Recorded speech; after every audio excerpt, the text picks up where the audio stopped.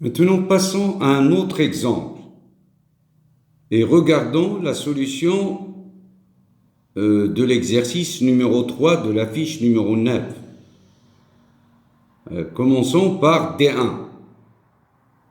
D1, c'est un déterminant d'ordre 3 et on l'appelle aussi, si vous voulez, un déterminant de Vandermonde. D'accord?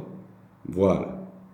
Alors, ce déterminant, il est de la forme 1a a carré, 1b b carré, 1c c carré. D'accord?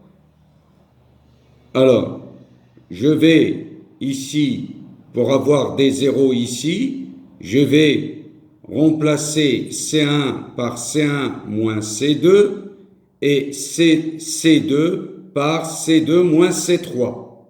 D'accord? Ça donne 0a moins b a carré moins b carré, 0 b moins c b carré moins c carré, 1c c carré.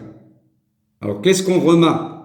On remarque sur la première ligne qu'on a un facteur a moins b, parce que a carré moins b carré, c'est une identité remarquable. C'est a moins b facteur de a plus b. Donc il y a a moins b en facteur, comme sur la deuxième ligne, pour les mêmes raisons, il y a b moins c en facteur. Alors chaque fois qu'il y a un facteur, on n'hésite pas, on le fait sortir. D'accord? Voilà. Dès le début. Sinon, on développe. Donc, on va développer, puisqu'il y a deux zéros ici, donc on développe suivant la première ligne. Ça fait plus, moins, plus. Donc, c'est A moins B, B moins C, A carré moins B carré moins C carré. Voilà, c'est ça.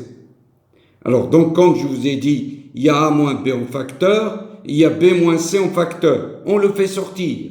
A moins B, B moins C. Donc, on peut le faire sortir à partir d'ici, comme on peut le faire sortir une fois qu'on a développé suivant la première ligne. Vous avez le choix. Donc, ça fait A moins B, B moins C. Et qu'est-ce qui reste? Il reste 1A plus B, 1B plus C. Donc, c'est un déterminant d'ordre 2. Ça fait, celui-ci, c'est B plus C moins A moins B. C'est exactement D1 égale A moins B, facteur de B moins C, facteur de C moins A. Et on a trouvé une forme factorisée.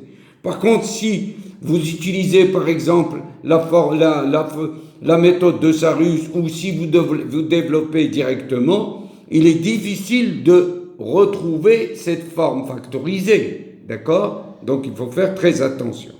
Maintenant, regardons le cas de D2. D2.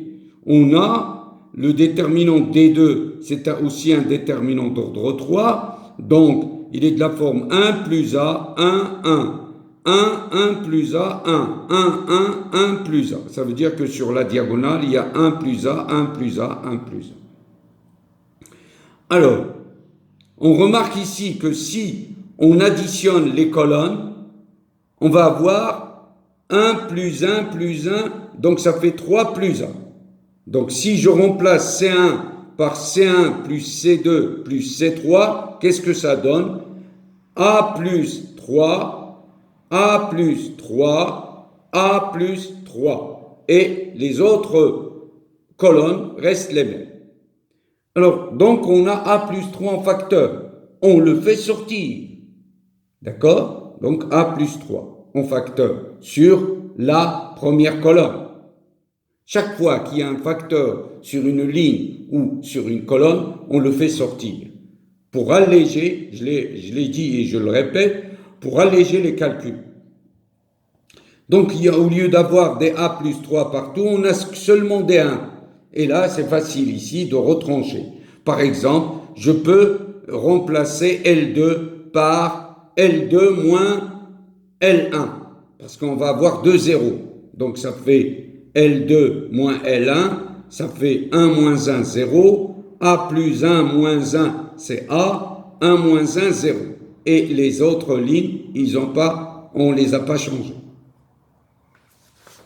Après, qu'est-ce qu'on fait? On va développer, on va certainement développer suivant la ligne ou la colonne qui a le plus de 0 possible. Donc ici, c'est la deuxième ligne. Donc 0, A, 0.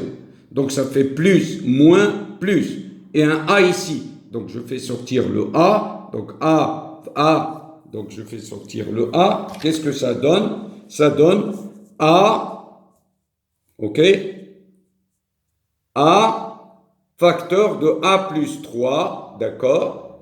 Et le déterminant d'ordre 2 en supprimant la deuxième ligne et la deuxième colonne, il reste 1, 1, 1, A plus 1. C'est ça, 1, 1, 1, A plus 1. Donc ce qui fait A facteur de A plus 3, facteur de A plus 1 moins 1. Donc ça fait A carré, facteur de A plus 3.